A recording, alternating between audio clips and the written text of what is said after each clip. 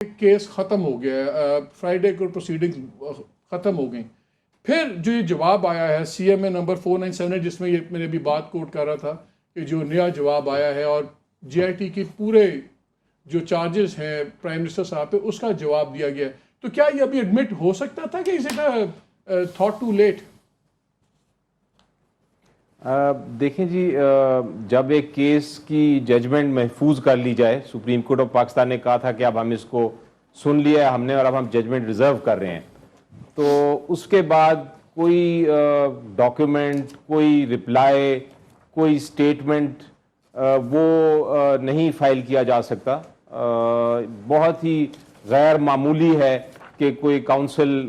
documents یا کوئی statement file کر دے،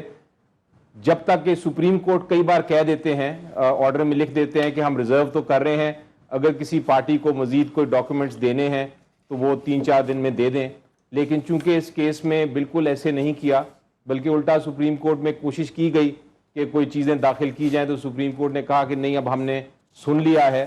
تو میری نظر میں یہ جو کچھ اب فائل کیا گیا ہے یہ اس پہ کورٹ بالکل نہیں غور و فکر کرے گا، کیونکہ اس پہ بحث بھی نہیں ہوئی، یہ کہیں زیر بحث نہیں آیا، اس کو دوسری پارٹی کو نہیں دیا گیا، تو یہ ایک بہت ہی عجیب و غریب ایپلیکیشن ہے یا اس طرح کا طریقہ کار ہے کہ آپ ججمنٹ محفوظ ہو جائے تو آپ اس کے بعد کچھ ڈاکیومنٹس دیں یا کوئی صفائی دیں یا